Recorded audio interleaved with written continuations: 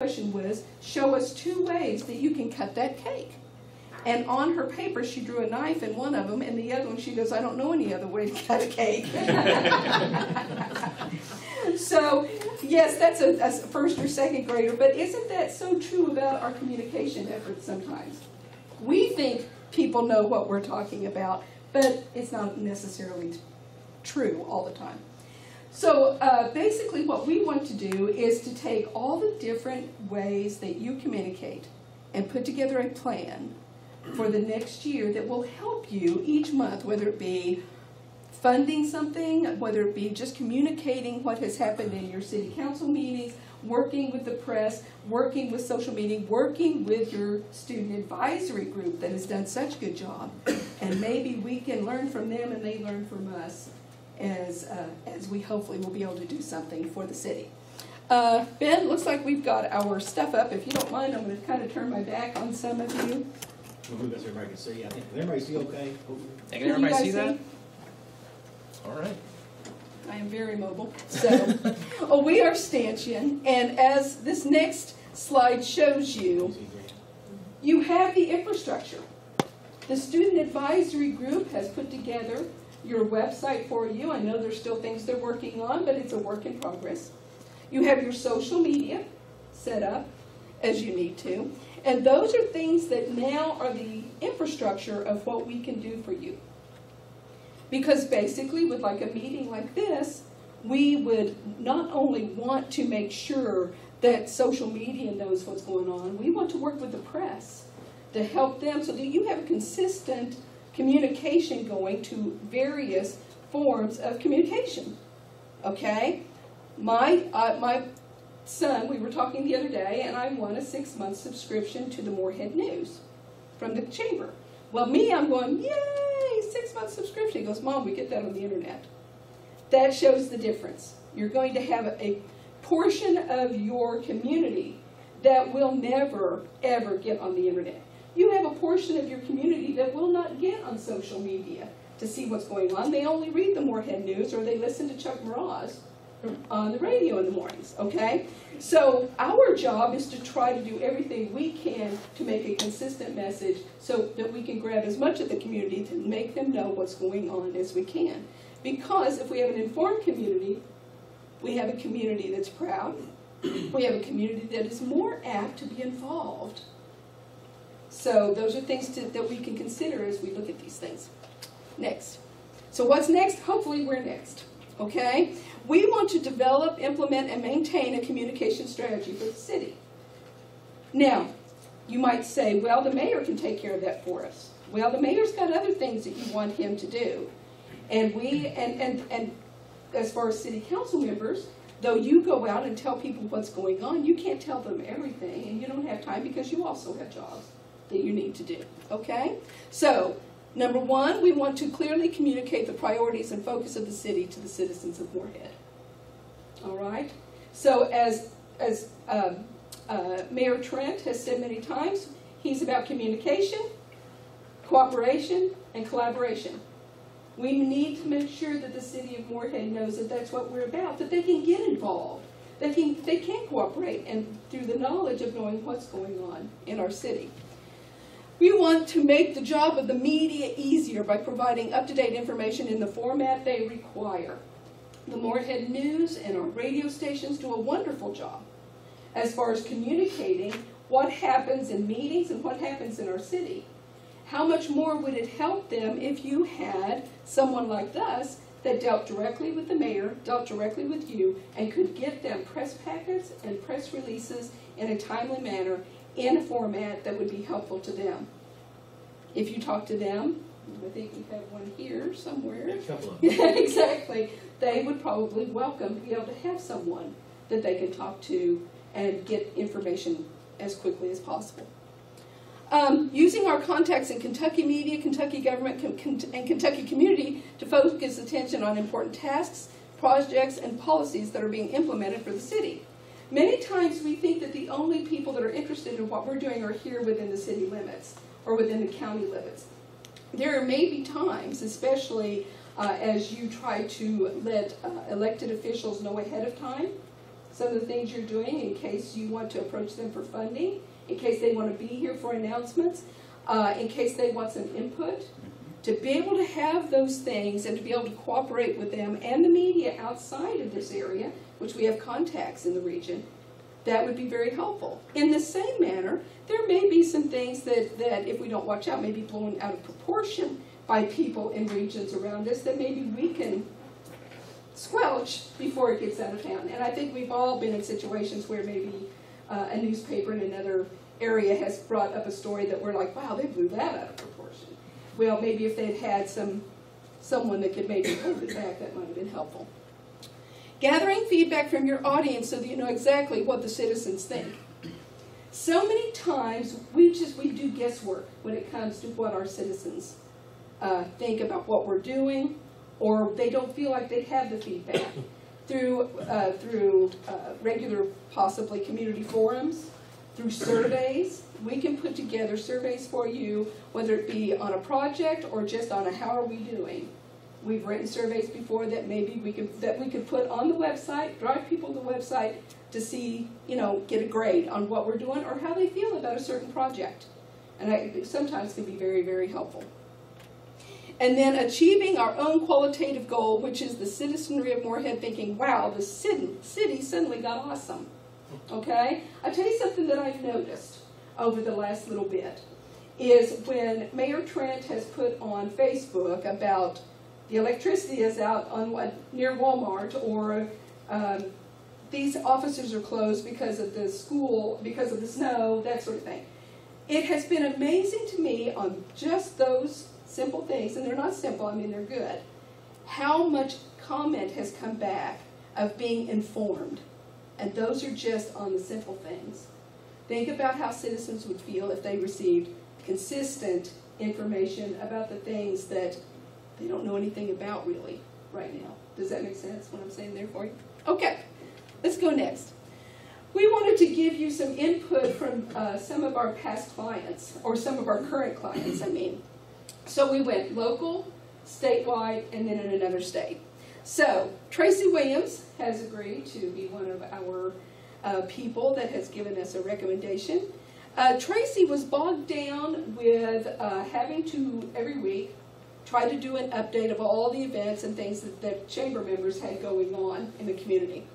So we went to her and said, hey, what about a newsletter? We can do an online newsletter for you. And that's what we have done, and we do one every week for the chamber. She says, I couldn't ask for a better working relationship, and she seems to be very happy with what's going on, and it has really, as she has told us, freed up time for her to do more of the work she needs to do to help the Chamber of Commerce. Okay? Daryl Allen, Dr. Allen, is he is the state minister for the Church of God in Winchester. And basically, I got in contact with him because we actually go to the Church of God, and I went to college with him, so there was some connection there.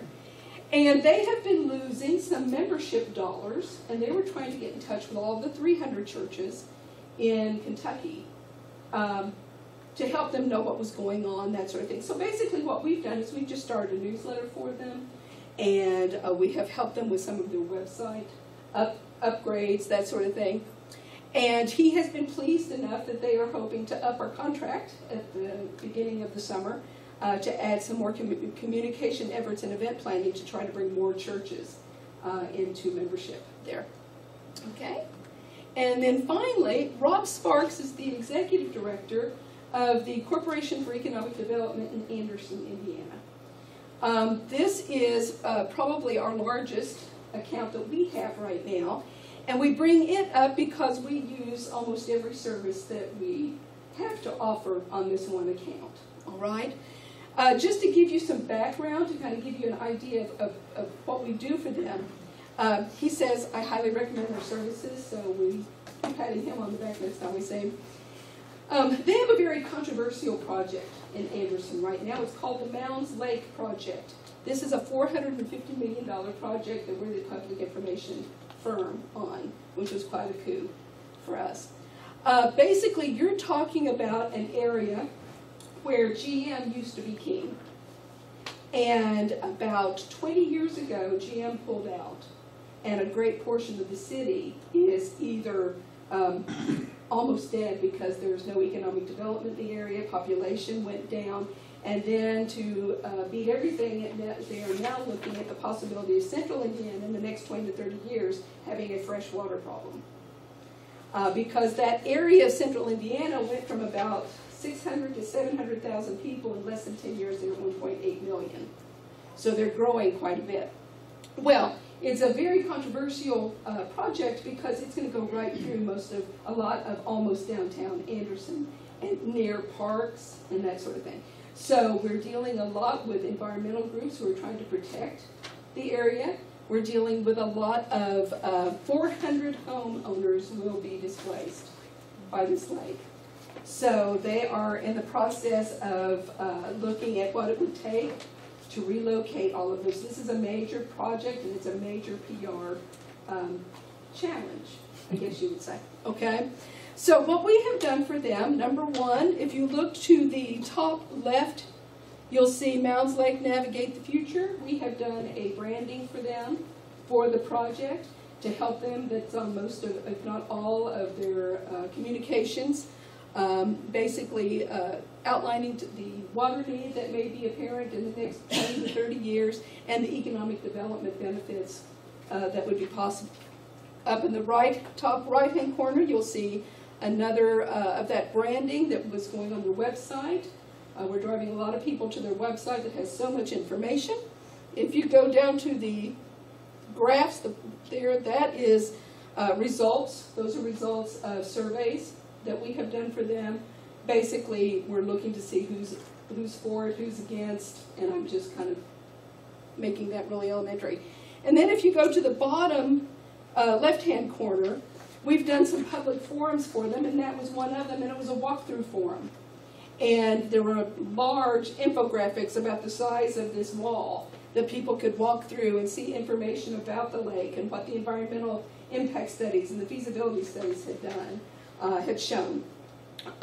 We also, which is not on here, but we also had an avenue in which we keep all of their, they call it their VIP list, but basically it's people of influence. So that ranges anywhere from their congressman in Washington, state legislature, all the local city councils, county commissioners, and any movers and shakers in the communities that are affected, so that they would have information and talking points that we would write to answer questions for people. Okay? And finally, on the next page, you'll see another thing that we've done that we're going to play for you. Well, we're not going to play the whole thing. We want to give you an idea. We did a series of videos that we put on their website and that we've used on Facebook, that sort of thing, to help people understand more about the project. We developed the content. I'm okay, thank you. We developed the content. We worked with the people that did the production. We worked with, what else? Narrator, graphics. Yes, the graphics and all of that. So if you want to play just a portion of that, Ben. If it'll play. If it'll play. If it doesn't, take our word for it. No. Well, that's not one to play. It's not one to play. Well, basically what we did is we did a 45-minute video that could be split up into like 10 different videos, covering the environment, why the water need, you know, feasibility of the engineering, where the dam would be located, just different areas like that, historical. It's actually near some Indiana Hopi, is it mounds? And we're doing everything that needs to be done to protect those, dealing with the chief of that tribe and working on that. So that kind of gives you an idea of what we do. And as a snapshot for that project, when we first came on to the Mounds Lake project, their public understanding of it was murky at best, and they had probably a 45 to 50% support rate, and this is throughout the entire city and the affected regions that would be impacted by this lake. So there was some polling by local radio stations, news websites, newspapers, and they're looking at about 45–50%. And after about a year to year and a half of using our services, they're now at about 72% support. And this is from 400 families being displaced of environmental impact. But now that people are informed, now that they see that the people who are moving this project forward are doing everything they can to protect the environment, to protect the citizenry, to do best for the community, they support the project, and it's all because of effective communication. And so that's what we want to do for the city of Moorhead, because we are from here. If we goof up, my mom lives here, so She'll tell us all about it. Yeah, she'll tell you all about it. But we love our community. I actually live in Grayson right now, but I'm on the track to move back to Moorhead as soon as I can get back. My son Ben is 4th generation to graduate from Moorhead State University. So we are all in as far as our community.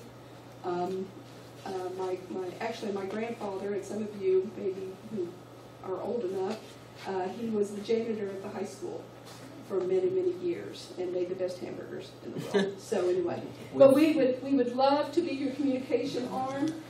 You have information about us. We know that you're at the end of your budgetary time, and we would just like to be considered in your next budget if at all possible. And I'll open up for any questions if you're cool enough to.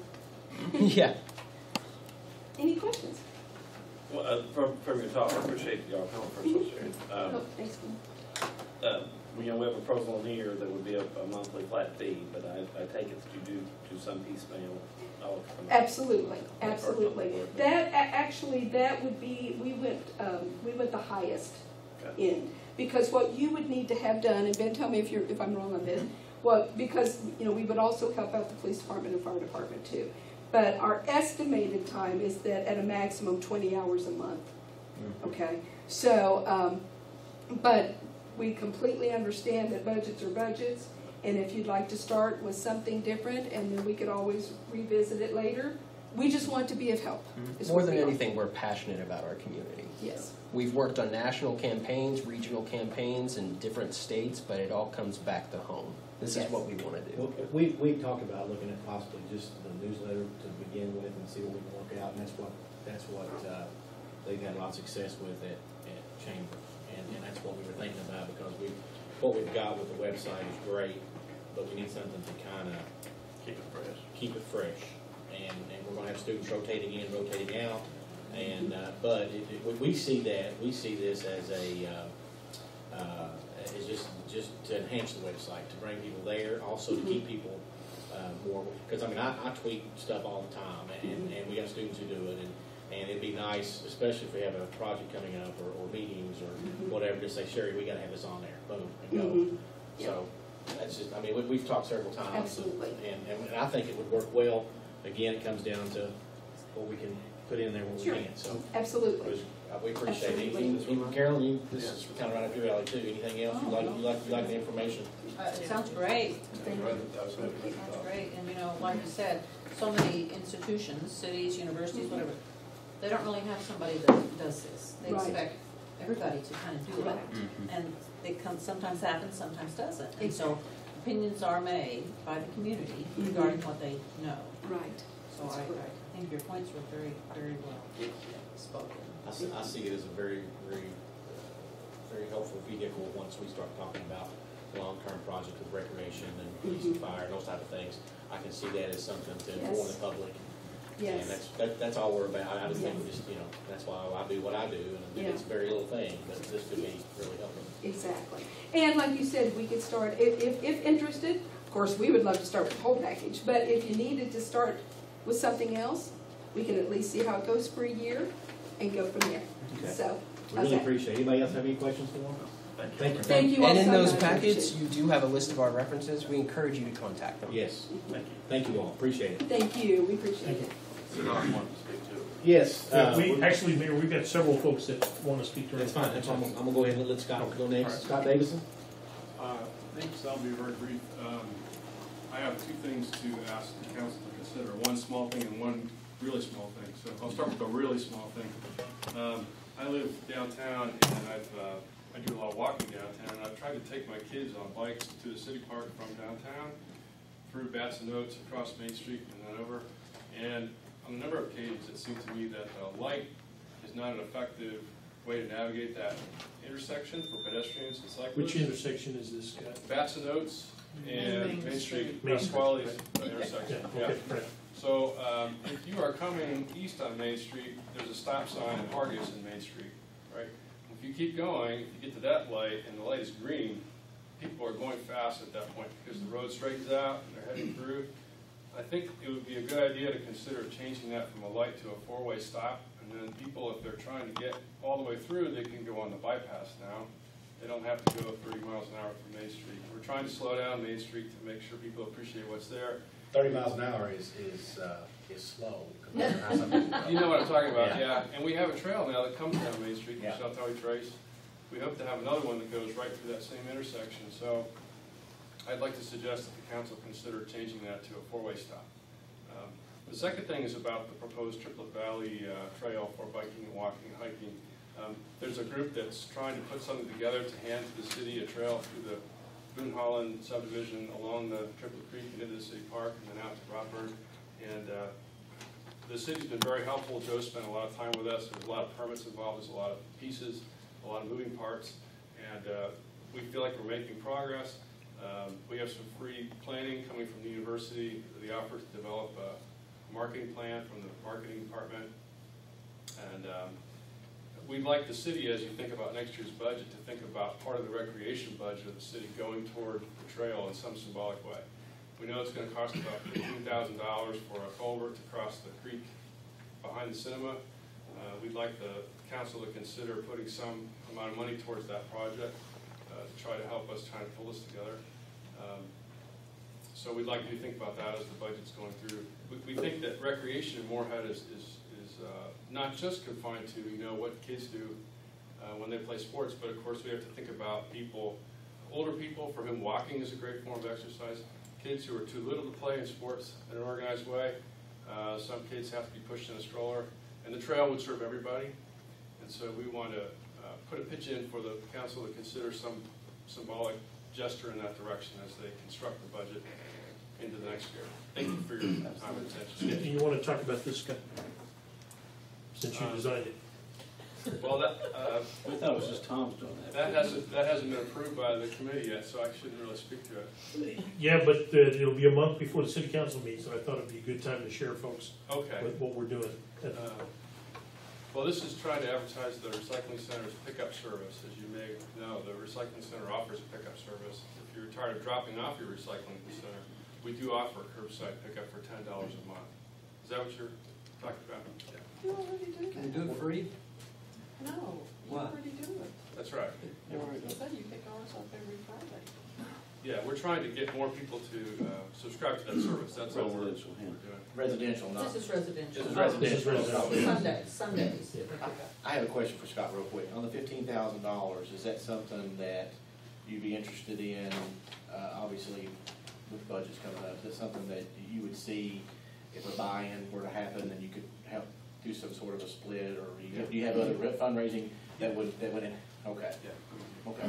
Yeah, and You're not asking the council to do all of it, it'd be great if we could, but. right, I understand that budgets being budgets, that's Okay. probably not realistic for you, right? So we have other ways, we're trying to raise funds. We have a private donor who may donate the entire culvert at the other side that we need, which is about $13,000. So, yeah, we have a number of things that are Okay. going on to help us out there. Good. I think Corolla has a question. Corolla. I have a question on this issue. I take my recyclables to the city, but I live 2 miles, maybe lives in knows where I Oakdale. live, about Okay. 2 miles outside of the city. And you're not, this is not a plan for the county, is it? I think they go past, Do they they? go all the way out to. I asked, am I Mine wrong? is, I'm wrong. I mean, They we go to we Lakes, get they it. go to, Hickory Hills- Yeah, but you're out the other. they go to Hilltop Estates out by Farmers, so I think they Well, would. well, you should be They're fine. going right by you, Corolla. Yeah. I'm in the Oakdale subdivision. Yeah, I think Here you should be you. fine, yeah. They're going all the way to Farmers. What? They are going to Farmers. So this is in process, it's not No, happening. they are going to Farmers now, Right now. right now. And they're veering off go where wherever. Regal is and Pax is down there and off McBrayer Road. They should. I mean, I talked to her, I would think surely Ally Secor would know. She would know, yeah. She said no, Oh, okay, well, and that was 2-3 days ago. But okay. Well then, I have another issue, it affects that too, and I don't know if you ever talk about it. I don't get any information, is there any thought of combining city, county, government? So, you know, when you live 2 miles out of anything, you know, I can never vote for you guys, I'm not in the city, I'm 2 miles out. And it's very frustrating. I just want you guys to know how frustrating it is, and if there's anything you can do in the near future, not the far future, it would be nice to think about. Is there someplace I can go to present? so we've had joint meetings with the fiscal court and discussed this. And so we've begun discussions about this, but it would take years for us to get to that point. It's not something you can just do overnight. Well, how can I get some answers? Would So I you could talk to your uh, magistrate. You could talk to your magistrate. Okay. Or Dr. Blevins. And he'll talk to me Yes, too about sure, it. yes. Well, I'll talk to them about that. Okay. Because, you know, my husband worked in the city. I'm interested in this project particularly for elder citizens, you know, the nice walk. And I'm very involved. What is there in the county to be involved in? I'm involved in the city. I'm part of the city. And yet I don't feel part of that city when we're so divided, county and. Well, I think, Carl, what we're going to try to do is we're going to try to work with more interlocal agreements if we get to the point where it's going to be an official merged government. Unfortunately, it's been tried at 10 different places and it hasn't worked. The actual merged government was created at the statutorial level for primarily Louisville and Lexington. Yeah. Our size city, it's not in place to do that, so other people have tried to do modified, and it hasn't worked. But the best thing Joyce and I have talked about with the judge and Cecil Watkins, who's the county attorney, the best thing we have going right now for us is working with interlocal agreements, which allows us to work together, but it's not a merged. It's not a merged. But we are talking about like. I'm glad to hear that. Yes, we Thank are. you. Yes, thank you for coming. And whether you can vote for us or not, we always welcome input. Because Up to a point. most people are, See, they can't even most bring people up. are working in the city, but maybe not living in the city, and it affects You everybody. don't mind, Absolutely. you invite us. Okay. Did you all want to, are you on this visit? No, we're bicycle. Oh, bicycle. We're trail people. Thanks, Sharon. Thank you all. Supporting trails. I'll be happy to update you on the trail project as we get And we more will. progress. So And as a matter of fact, just once you just come back. I'll come back. Just come back here, come back and update us each time. I don't have a problem with that. Yeah, thank you. Especially this time of year, everybody's very interested in that stuff, so. Thank you. Thank you. Mayor Josh Trent, I asked Josh Trent to be here from Frontier Housing to talk about the flood damage at Boudry Place and some implications, some longer term implications that we may need to look at. That'd be great. Come on, Josh. All right, well, thank you for giving me the opportunity to speak on behalf of Frontier Housing and a lot of other businesses in town as well. Frontier would just like to ask the council to make consideration. I know that you probably are, but we'd like to make sure it's included in your budgets or included in your topics of discussion to consider the flooding issues. Boudry Place is a 32-unit development that Frontier Housing is the majority owner on, and in the past 5 years, we've been flooded twice. And not by direct flooding, but by backwater. And so we'd like to make sure that this council, I know you are aware of the situation, but we'd like to make sure that this topic stays open for discussion and to see if you could take some further action to see if there's a means or corrective actions that could be taken in the near future to help remedy this issue. I'm in the process of talking to several folks. April's one of them. She's probably going to be one of the ones that lead it up. What's the other fellow's name? Leon Smothers, who formerly with Corps of Engineers. We're in the process of coming up with a study group to really go and see what we can do a very thorough study of this. I know April, when they've done it at university when they had the water study over here for that one time. We're going to get with April and work on that. We'll be glad to include someone from your group on that. And, yeah, it's a hot topic, and I'm going to try to get this thing going this week, at least get some discussions going, and looking, and Tom, of course, can be involved with it and those type of things. But well, I'm with you. And sure, if Frontier can dedicate time or anything that we can do, feel free to contact us. I can relay it back to our CEO, and we'll do all that we can to take a piece or part in this if we can be of any benefit or use to the city as well. Okay, thank you. Thank you, Josh. We Thanks, appreciate Josh. it. Appreciate it. Thank you. Go ahead. Anyone else here that's, that wasn't listed on the public comment, we can go ahead and take it if you want to. Anyone else want to? I would ask, anybody else? We good? Okay. We'll move in then to quarterly reports. Chamber of Commerce. Is this your first It time is. as coming as Chamber of Commerce representative? It is. I've been Miss short Jamie straw. Hornbuckle. All right. And I will, Hornbuckle. I will keep it brief, Hornbuckle or Hamburger, whatever.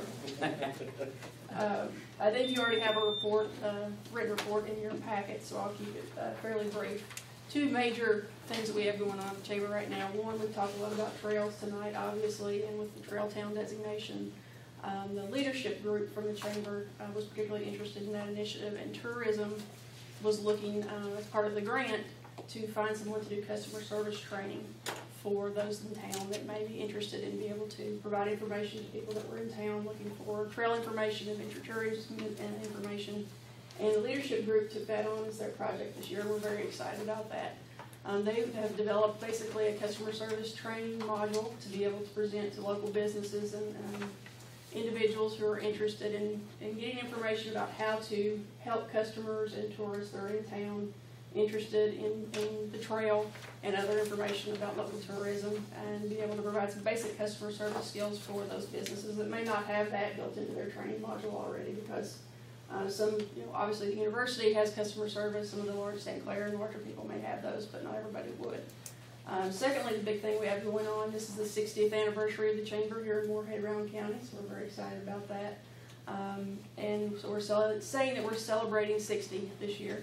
And rather than do the large chamber annual awards banquet that you may be familiar with, that we do every year, we're actually doing something out at the lake, at the spillway, where we have done the Frisbee golf, a new course out there. It's kind of world championship kind of level. I've heard a lot of people already talking about it, very I excited. think Bruce has been practicing it. Bruce. Already? So we'll be doing the awards out there this year on May 21st. It will be the grand opening of the course. We'll have people out there to teach people how to play. We'll have a booth set up where people can actually buy the disc golf equipment, and apparently there are different ones for different things, which I didn't. I just thought a Frisbee was a Frisbee, but we'll be teaching people how to do that, and hopefully exciting some people about that new available attraction here in Moorhead. Also, if you have not turned in, Tracy would kill me if I didn't do this, if you've not turned in your chamber awards nominations, please do so, and I did make copies if you need them. So I'll leave them with the mayor if you need one. Thank you. Absolutely. Would anybody like to have one? Is that it, Jimmy? Thank you very much. Thank you all for that. Well done. Thanks. Next, we have Glenn and the plant board. And I'll try not to take too much time too. Of course, we're in our budget sessions too, so we'll spend most of our time looking through budget information and preparing for the next year. And I did kind of want to take my time to let everybody know how difficult these kind of flood situations are on the plant board as well. And I want to, my hat's off to them. They literally were working around the clock to avoid what became very, very close to a very tragic situation for us as far as the water is concerned. This has actually happened 3 times, both times the major flood, with the snow and the melt off, and then this last flood was, How close did it come again? it came really, I got a phone call Saturday morning from Mike Nichol. It was extremely close. It was really close. Yeah, the night It was when we were in Indy, Yes. it was touch and go. And a lot of that problem, just so you know, is just when you turn that lake into a big mud bath, I mean, it's just almost impossible to treat the water. And the incoming pumps were being clogged. We had to bring in a company from outside to put in additional pumps just to get us any water at all. And then you're almost, for lack of a better way, you almost have to run the water through twice. It was really. It wasn't a deficit of water. It was a deficit of clean water. Yeah. And then we had the fire. We had the fire that had to be responded on 3 times, and then we were cleaning parking lots. And so there's a lot of things there that, anyway, very close. It was very close. So if you see those guys, Yes. pat them on back. Glenn, They were great. and thank you, please extend our thanks to them. you know, the last flood, the 2010 flood, I was out there right after the flood and saw the damage, and talked to Mike about, you know, what do we really need to think about long-term to provide some better protection? Because I guess I don't see this flooding issue just going away. Well, it's a good point, because, you know, so much of the damage that was done last time was physical damage. Mhm. We had none of that. So what was put back was great. Mhm. And we are looking at some new purifying systems. This has caused us probably to look closer at the intake pumps and to see if there's anything else we can do for that. So it kind of was a little bit of a different problem. We did not flood down there. Everything held up. That all was great. It was just a matter of the quality of the intake water deteriorated so much that it was just difficult to clean. And so it's a different, so yeah, they are looking at possibly putting, you know, this company that came down with additional pumps, we may have to do something like that, have on hand to be able to get up to that. But it's tough. And what else happens in those, the first time it got so bad, I believe it was Groundwater that lost, you know, a whole creek bank line went out. So they were pumping, you know, 10 inches of water into the creek for a long time, and that drained them down, and that really put a stress on our system as well, which happens when you have a flood too, but there's not much you can do about it. We did shut them off at one point, but they were able to maintain as well. But I'll certainly pass those comments. We'll be having probably an exit meeting after this last one, because we haven't met since last Saturday. Speaking of floods, April was telling me the other day that in the past 15 years, we've had 6 floods in the 100-year Yeah. floodplain, which is telling you something. The 100-year floodplain isn't quite right. They're going to change. Yeah, they're going to change. Well, there may be more to it than that. I'm sure there's So- not. I so, was just yeah, trying to be right, cute, yeah. and I wasn't. Yeah. No, you were cute. Not that you're not cute, Karen. Well, that's, we all know that's a It's major issue. concerning. I mean, there's a lot of factors, and a lot of people don't realize that lake was built mainly to keep Cincinnati from flooding. So Well, and they don't mind flooding here as long as Cincinnati's not flooding, and they weren't letting any water out of the lake. when most people think, well, it's all the creek, and it's not. The creek gets the runoff from the hills and all. People don't realize how much concrete, and if you take an overhead look, go on Google Maps and find something pretty new. Look at how much concrete and pavement we have in this town. When it runs off the University and Knapp and all those, and it meets here, backwater, and then the creek rises. It all meets in West Moorhead and First Street. That's where we're having. We gotta. So it's not just the creek, but that's obviously a major player. But I mean, the hospital gets water within an inch or two of the emergency room, not from the creek, but from runoff from the hills. So and back in backwater. I've heard, I don't know much about it, but I know there's permeable asphalt for parking lots. Maybe we should think about that. We've talked about that. I know, maybe we should talk more. Is that it? Thank Unless you. you don't have any questions. Any questions for Glenn? Thanks, Glenn. I guess just on that, I mean, just again, along that line, so, and Joe's gonna be talking in terms of the planning and zoning. But that's where all the new developments come to. And I don't know whether we've got water retention requirements now, Joe. Back when I was on the planning commission quite a few years ago, there was no water retention requirements. All kinds of other communities address that issue, which slows the water down, slows the volume down off of that runoff. One of the ways to address that, of course, is with permeable paving, but there are other ways to do that as well. That's something, if we're not doing that in planning and zoning, that's a place to think about starting. Go ahead and creation of more green space and It's almost things impossible that, to retrofit. yeah, the creation, a lot of different things. And we've looked at that through planning and zoning. We are still looking at the stormwater aspect of it, Tom, and it is, we're beating it back and forth. It is a difficult subject. But it's still there. It's just not been brought forward to come to you all yet at this point. Well, the bottom line is, it's not as simple as getting in the creek with a bulldozer and dredging it, which you can't do anyway. It's not that simple. There's so many other factors, and that's what we want the general public to realize.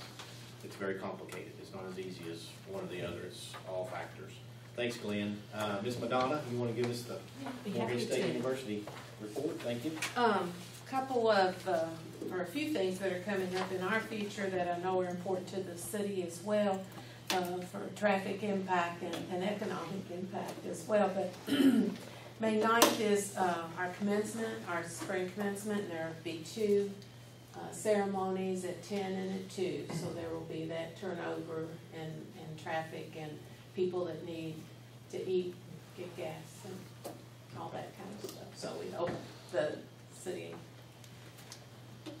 will appreciate Madonna, the university for several years now has been doing the two ceremonies. Mm-hmm. Does that seem like it's worked out well? It has worked out well. We can't get everybody in the building for one in the spring, and it really is, Chief can help with that. It really is a fire, I mean, there's all sorts of hazards in it and problems with emergency if something were to happen. And yeah, Well, so and- 2 is good, right? And 2 is good for traffic. I mean, Yes. imagine if it was 1. Yes. I mean, it's, you know, Yeah. they seem to get it clear out pretty good. Yeah, we do. We've got it, getting it down to a science, we think, so we hope that. Then the other things I know everybody's anxious about is the Craft Academy. Their move-in day for their students will be Sunday, August the 9th. And I'm not sure of the times on that, Jamie, do you have any idea? But just giving you a real heads up that we'll get closing in on those times and that for you later.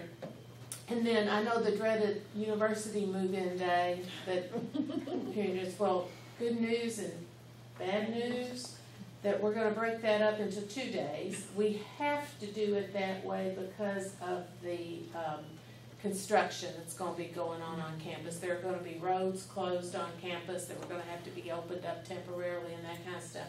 We've started months ago thinking about this and how we could do that. So those dates will be Wednesday, August the 12th, and Thursday, August the 13th. We're gonna start. Really?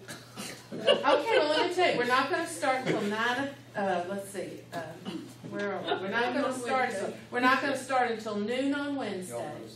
So your mornings should not be interrupted. Thursday though. Thursday, we're gonna start at 9 a.m. and be finished at 12 noon. That's the first day of school. Well, we'll start Thursday's the at, first day of school?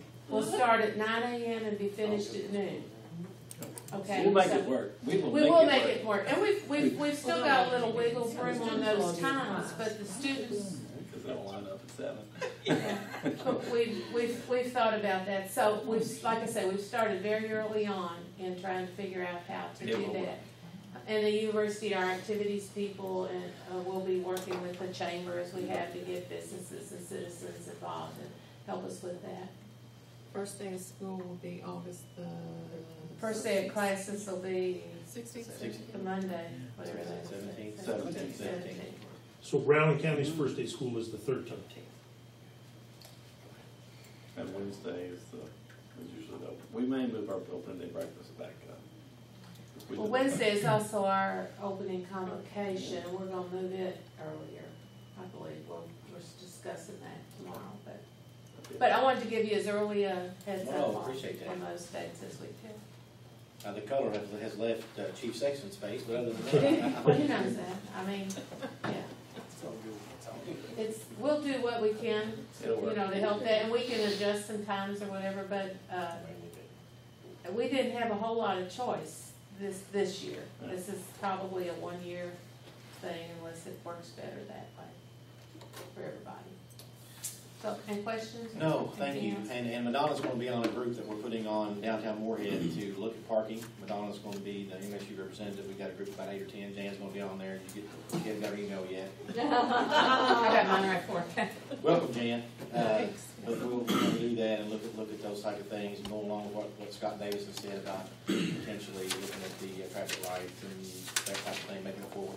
All those things. So we appreciate your coming, Madonna. Thank you. Future growth and development, Joe? You have my list, but I am happy to say that 275 Stone Street Cookout Fresh Hamburgers can move from project to begin to projects in process. They finally moved in equipment and they started with some survey work, staking that out, so it is moving. I know they've been interviewing too, I know they've already hired managers and all that. I know It is finally underway. More than extra block. We have several little projects that are close to finishing out here on the list. Just within a matter of a month or so, I'm sure I'm gonna take 3 or 4 off of our list. We have another one at the bottom that will move on up. Waiting for some more spring projects to come along. I'm ready to see some more building going on. We're usually a little busier this time of year, but taking everything we've got and thankful for that. Plenty of other stuff to do in the meantime. Yes, and I wanna, while he's there, I wanna compliment the university. Terry Whiten has been really good at working with Joe and I on the contractors, because I know it's a constant revolving door on that, and obviously it helps us. And Joe, Terry's been really good on that, hasn't Joe? Yeah, he's been really He's been good. very, we wanna let you know that, so. A lot of stuff going on. All righty, any questions for Joe? We'll move on to item 10, approval of payment of monthly bills and statements.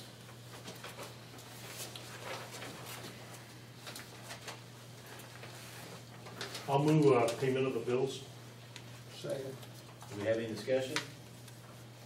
Hearing none, would you please? Whoa, I'm sorry, I didn't see you, Jan. Is that this? Yeah. Yes. Can I ask some questions? Well, of course you may. It's just when Tom doesn't ask, I don't know what to do. I have some questions. Most of them I just don't understand, I think. Allen's, on February 21st, Saturday, you bought $87 worth of stuff. What was that for? Who bought it? You did. It says mayor's purchase. Oh, that was, no, that, I'm buying that. Why are we paying for it then? Has it been paid? Has it been paid? Well, I don't, it's on here. No, I'm buying that. That was for the Harold White fire. I came down and had them, give me sandwiches and everything for all, there was several agencies that responded to that. No, we will not be paying for that. I'll be paying for that. That was an oversight on my part. I have it on there. Okay. On the next page, under Big Blue Outdoor, do we have a Polaris? Yes, Someone? I do. What, Yes. okay. I just never had seen it. Got it free, I just got it. I got one free from the government, and we do as probably many searches as, besides Red River Gorge, as anybody in the state, on our trails and stuff. Like PG. Yeah, so, we've been looking to buy one, or see how to buy one, and we got one free, so it just needs a few parts, putting it together. Like a switch to turn it on. A switch. It didn't have a key in it. Spark plug. Yeah, it's gotta be serviced, you'll see oil and service kit. It didn't have a key.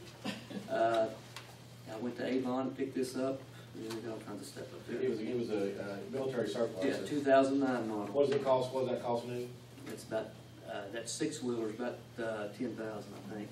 They're expensive. Yeah. So- I don't understand forfeiture expense, why it costs us money. And there's something. Where you at, Kent? I'm on page 4, well, part of it's on the bottom of page 4, the rest of it is on page 5. This is under Commonwealth Attorney, and it was Donald Holbrook. It's only $40.50, but we have a negative year-to-date balance. I mean, if we're getting a forfeiture, do we have to pay for it? Part of it we have to pay back out. Yeah, they get, I think it's 10%. When it comes in, there's a court order, and the money comes into us, so much of it's allocated back, and we issue the check back to either the Commonwealth or the county attorney. Yeah, I mean, if you don't know it, it's odd to read. Okay, let's see. The forfeiture stuff can be tricky to And understand. the forfeitures, the reason it's that negative balance, we've split it out. I know you can't see me, Sergeant. We've split it out, and the forfeitures are moving to where they're gonna have the state forfeitures and the federal forfeitures where they're gonna have their own accounts. So this time they're looking a little different, but that's getting all cleaned up accounting-wise to where you'll have. It's kind of get us where we need to be. Going forward. It never has been that right, so we're trying to. Get them accounting-wise adjusted and going forward. The next one is on page 10, Kimmy. Have we ever looked at another place for workers' compensation? Because Kimmy is extremely expensive. We have each year, and the quotes have come in a lot higher. Our claims experience the last few years has been really bad, but it's dropping off. So I think we might have one more year of our experience factor being really high. And it'll be more viable to go elsewhere. Kimmy is still generally the cheapest. I mean, we've bid it the last 2 or 3 years. Well, I went from Kimmy to Casa, and it was a third of what Kimmy was.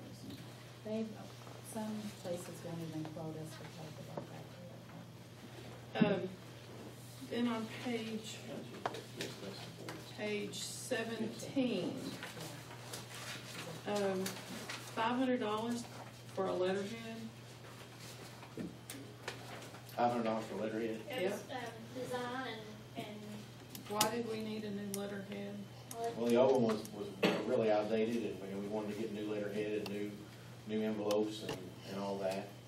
And we actually got, we got the letterhead, that was for the design and the new letterhead. just the design. That was just the design. And what was going on our webpage, it's going on a lot of different things. And just to give, we had nothing. I mean, we had no webpage, we had no really anything to do. Okay. On that same page, the scoreboards that we purchased, is this where we made the budget change to cover this? Because it says here budgeted 0 for the scoreboard, so I think, did we not do a budget amendment for We this? did. Second reading. Okay. Moving on to page 19, under Walmart. There's another forfeiture. Why do we need a 55-inch Samsung LED TV? That's for our GPS, for the screen, the radios. Once we get the whole system, it'll tell where the red car is and where the officer is. It's on there. It's basically a large video, Every time. that's like a computer screen. All right. Because there's so much information on it, Jan, you had to have it, right? Okay. Yeah. All right. That's all with that one. Moving on. I did look at these. That's what they're there. I think the other question I had was with Walmart. I don't know who.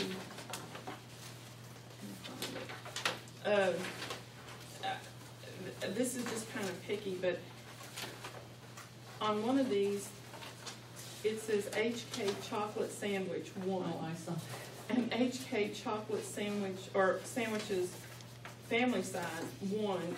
I mean, it's minuscule, but why are we, I mean, also on this one, we're buying 4 colas, 4 wheat breads, I guess. I mean, are we making sandwiches for somebody? No, Joe, is that your thing you have? Was that your waffles on it? Was that your event? Here, I mean, I'm just, Was that the thing you had for The code training. I mean, it's just, code training, I think? Odd numbers. yeah, well, it's just minuscule amounts of money, but Not the Do you hot see it? dog, Do you see it, Carla? No, I don't see it. What page is it on? sandwich. There's no page number on it. It's on the long sheet. It's like At the the bottom, it says page 207. Is it on the chart? Walmart long. I mean, there were several of them that had food, but had sandwiches, but there were a lot of sandwiches, you know, 2 of this and That's 3 of Walmart, I that. don't know what, I'm not But sure this that one, this particular one had a 35-ounce ketchup, a can of Folgers coffee, and these $2 worth of assorted sandwiches, and I just don't know what they are, and I don't know why we need them. When was it? That had to be for a training or something. It may have been, would it have been for senior citizens? But, Yeah. you know, I it's mean, just odd. The number, I mean, one it's just- sandwich, 1 water. I don't know, you know, yeah, What was the total dollar amount on that? $1.72 for a sandwich. $51.19. I mean, it was, I just, Well, that's not even the one I was looking at. The There whole was No, that ain't what I'm looking at either. I mean, there's several that have food on here, it's just, I picked that one because it was just one. Well, what we do, we have a lot where we have trainings, we have seniors, we have those type of things where we provide the food. 307. But you're gonna buy 16 of them or 20 of them. Yeah, instead of one. Carla's gonna look at it. Okay. I don't know what HK chocolate sandwich is. Yeah, 2 of 7, on page 2 of 7, there's a similar one.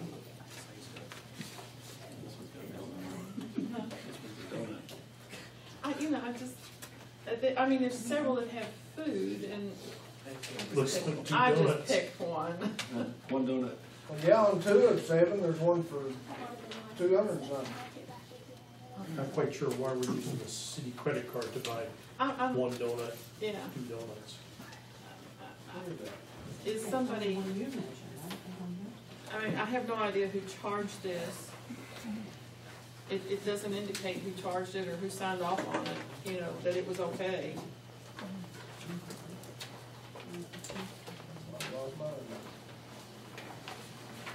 Anybody figure out what it was? That was all I had. Carla, if you could just, did Carla just get back to us? Yeah, that's fine, I just, questions and just.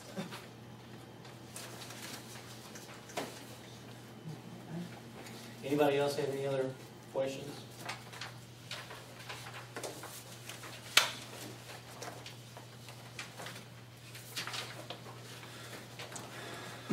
Lynn, everything's good? Tom? Carolyn? Bruce? Okay. All righty. We need a vote. That was for the senior golden agers. Senior Golden Acres, okay. Drinks and bread for senior golden agers. Okay. So that makes sense. That was in February. We buy bread, we How buy much was drinks. It wasn't the bread, it was just A single a drink. single sandwich and a family Well, we pack may for have had to go, $1.98. we may have had to go to get extra food for Somebody possibly an show extra up, person have who an showed extra up. person. Yeah. We didn't have enough food. Instead of buying too much and wasting it, we're just buying as we need, I guess. Okay, so we need to vote. Call roll, please. Atkins, Yes. Bishop, Yes. Peru, Yes. Francini, Yes. Teeger, Yeah.